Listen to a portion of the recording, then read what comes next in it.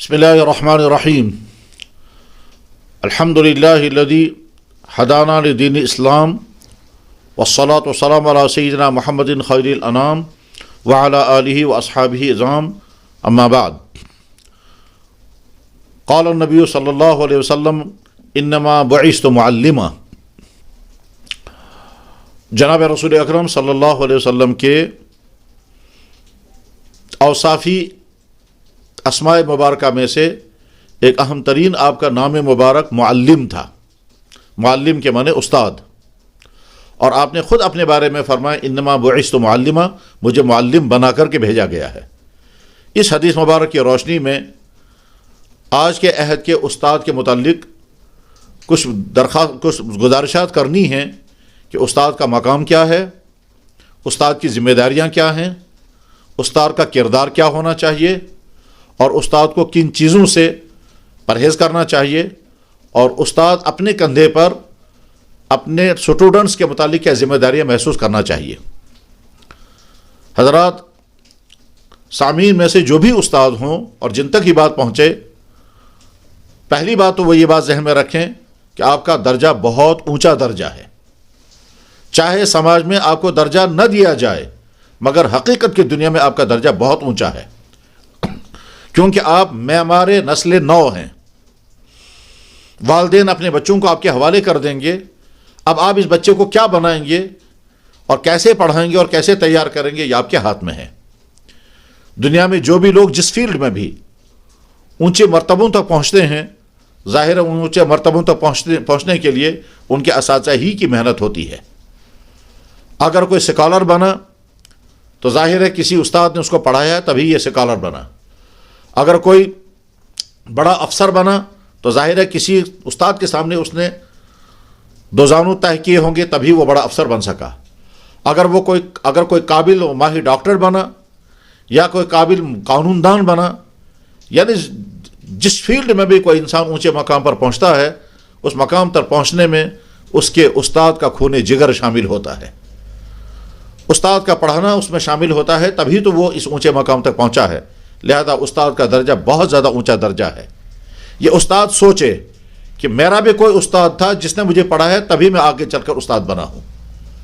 मेरे उस्ताद ने अगर मुझे मोहब्बतों के साथ, शफ़क़तों के साथ और फ़िक्रमंदी के साथ पढ़ाया है, तभी मेरे अंदर कुछ सलाहियत पैदा हुई, तभी मैं अब लिखने और पढ़ने के काबिल बना और तब भी मैं उस्ताद के मनसब पर आज बैठने के काबिल हुआ। तो उस्ताद अपने मकाम को पहचाने, उसका मकाम बहुत ज़्यादा ऊँचा है। हकीकत यह है कि समाज में जितने शोबे काम के हैं, उन शोबों में सबसे कीमती, सबसे मुअस्सिर और सबसे ज़्यादा दूर तक असरात रखने वाला इदारा अगर है तो वो तालीमी इदारा होता है। ये तालीमी इदारा जिस तालीम का भी इदारा होगा, वो तालीमी इदारा इंसानों पर सबसे दूररस असरात डालने वाला इदारा होता है। हस्पताल बहुत ज़रूरी चीज़ है, मगर आदमी बीमार हो गया, हस्पताल में चला गया, वहाँ डॉक्टर ने इलाज किया, इंसान सेहतयाब हो गया तो डॉक्टर का रोल ख़त्म हो गया। लेकिन तालीमी इदारा वो इदारा है कि जहाँ तालिब इल्म गया, उसने वहाँ पढ़ा, ये जो पढ़ा ये ज़िंदगी भर का उसके साथ एक सरमाया उसको मिल गया और वह ज़िंदगी भर इस तालीम से जो भी फ़ायदा उठाएगा उसका बीज उसी उस्ताद ने डाला होता है। लिहाजा उस्ताद का मकाम बहुत ज़्यादा ऊँचा है, जितना हम समझते हैं उससे ज़्यादा ऊँचा, और इसके असरात बहुत ज़्यादा हमागीर असरात होते हैं। इसलिए एक उस्ताद को चाहिए, नंबर एक, अपने अंदर अपने सलेबस की और अपने सब्जेक्ट की बहुत ज़्यादा काबिलियत पैदा करें। बड़ी मेहनत के साथ अपने तालिब इल्म को पढ़ाना चाहिए, जो भी सब्जेक्ट आपके ज़िम्मे हो। दीनी मदरसों में पढ़ाने वाला उस्ताद दीन का जो भी मजमून उसके हवाले किया जाए, वो उसकी ज़्यादा से ज़्यादा और बेहतर से बेहतर तैयारी करके फिर सबक पढ़ाए। स्कूलों में पढ़ाने वाले हमारे असातिज़ा जिस सब्जेक्ट को भी पढ़ा रहे हों, चाहे वो साइंस पढ़ाएँ, चाहे वो मैथ पढ़ाएँ, चाहे वो हिस्ट्री पढ़ाएँ, चाहे जोग्राफ़ी पढ़ाएँ या और भी कोई मजमून पढ़ाएँ, लिटरेचर की कोई चीज़ पढ़ाएँ, वो कोशिश करनी चाहिए कि उस मजमून का मैं पहले ख़ुद अपने आप को माहिर बनाऊँगा और उस महारत के लिए उसको खुद स्टडी करनी होगी, मुताला करना होगा, तैयारियां करनी होंगी, मजमून सारा जहन में बिठाना होगा और अच्छी से अच्छी मिसालें जहन में जमा करनी हैं ताकि बच्चों को वो आप समझा सकें और सिखा सकें। اس کے بعد جب سکول آپ پہنچیں گے تو سکول پہنچنے کے بعد آپ کو سمجھنا ہے کہ سکول کا یہ سارا ٹائم بچوں کی امانت ہے. سکول کا سارا ٹائم بچوں کی امانت ہے. اس لیے اگر کوئی استاد بلا ضرورت کے غیر حاضر رہتا ہے تو یہ بھی جرم ہے, اور اگر سکول پہنچ کر کے وہ پڑھاتا نہیں, کلاس نہیں لیتا ہے تو یہ بھی جرم ہے. دونوں صورتوں میں بچوں کا نقصان ہو رہا ہے. اس لیے استاد کو چاہیے کہ وہ اپنی ذمہ داری محسوس کرے کہ وہ بلا ضرورت کے غیر حاضر نہ رہے. گھر کی معمولی مجبوریوں کی وجہ سے سکول جانا چھوڑ دے, یہ ہرگز صحیح نہیں ہے. وہ یہ سوچے کہ اگر اس کا بچہ کہیں سکول میں پڑھ رہا ہو اور اس بچے کے اساتذہ جو ہیں وہ اسی طرح سے سستی کریں اور پڑھانے کی ذمہ داری پوری نہ کریں تو اس کو کیسا لگے گا. بس ٹھیک اسی طرح سے وہ دوسرے قوم کے دوسرے بچوں کے لیے بھی اپنی ذمہ داری محسوس کرے. تو نہ تو بلا ضرورت کے غیر حاضریاں ہونی چاہیے, اور سکول پہنچ کر کے, ادارے میں پہنچ کر کے پھر آپ اپنا کام نہ کریں, اپنا سلیبس نہ پڑھائیں, اپنا سبق نہ پڑھائیں, تو یہ بھی ویسا ہی گویا افسوسناک عمل ہوگا جس کا نقصان اس بچے کو ہوگا.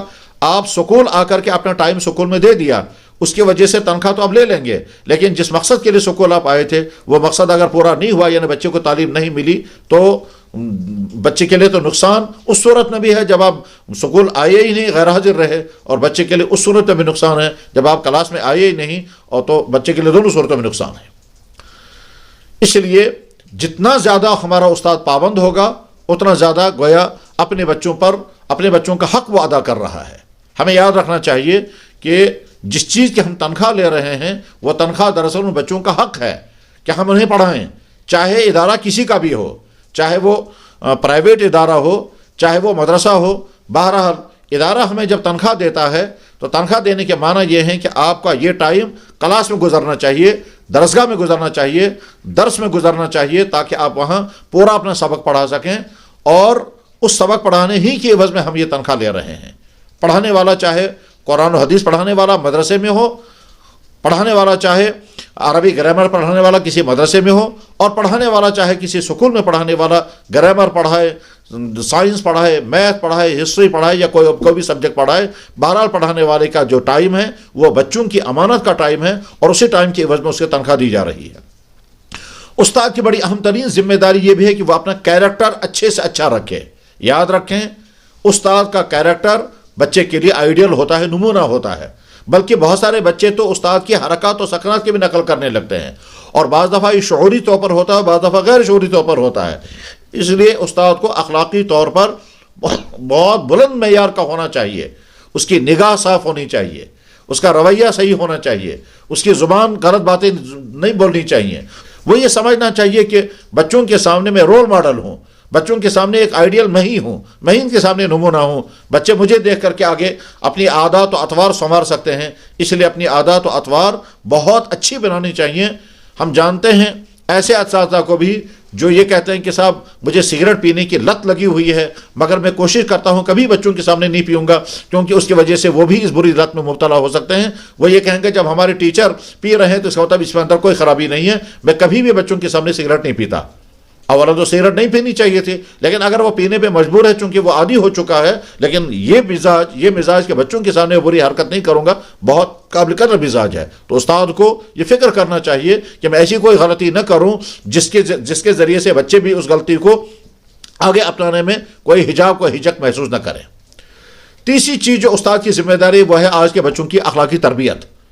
ہم سب جانتے ہیں کہ ہمارا سماج کس طرف جا رہا ہے, اور نوجوان نسل بچپن سے لے کر کے نوجوان نسل کن برائیوں کی طرف جا رہی ہے. ایک تو لڑکوں اور لڑکیوں کا آپس میں اختلاط ہے, سیل فون کے ذریعے سے جو آنے والی خرابیاں ہیں وہ بھی ہم سب کے سامنے ہیں. بچے جو ہیں وہ ڈرگس کا شکار ہوتے جا رہے ہیں, اس میں لڑکے بھی ہوں لڑکیاں بھی ہیں. اس پورے سیلاب کو اگر روکنا ممکن ہے تو وہ جیسے گھروں والدین کی ذمہ داری ہے ویسے اساتذہ کی بھی ذمہ داری ہے.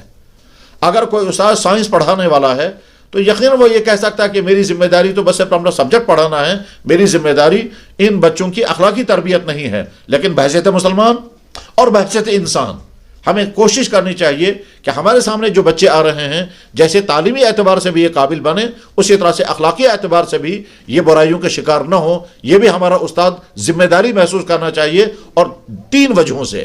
وجہ نمبر 1، ہم مسلمان ہیں، اور مسلمان کا مزاج یہ ہونا چاہیے کہ ہمارے ذریعے سے ہم سے جڑنے والا کوئی شخص خرابیوں کا شکار نہ ہو۔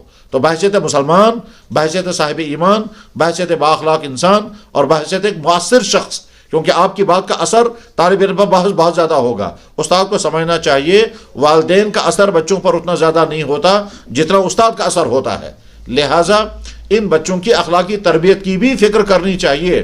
سوچنا چاہیے کہ اگر استاد دیکھ رہا ہے کہ میرا بچہ بگڑ رہا ہے، وہ اسموکنگ کی طرف جا رہا ہے، یا خدا نخواستہ کسی اور منشیات کی طرف جا رہا ہے، یا اس کی عادتیں بگڑ رہی ہیں، تو یہ استاد اپنے دینی ذمہ داری محسوس کرے، اخلاقی ذمہ داری محسوس کرے، اور ساتھ میں یہ سوچے یہ جس کا بچہ ہے یہ اس کے لیے درد سر بننے والا ہے۔ اگر میرا بچہ بھی اسی طرح سے بگڑ جائے، میں برداشت نہیں کروں گا، میں گوارا نہیں کروں گا۔ اسی طرح سے مجھے یہ بھی برداشت نہیں کرنا چاہیے کسی اور کا بچہ بگڑ جائے، کسی اور کا بچہ برائیوں کا شکار ہو جائے، خرابیوں کا شکار ہو جائے۔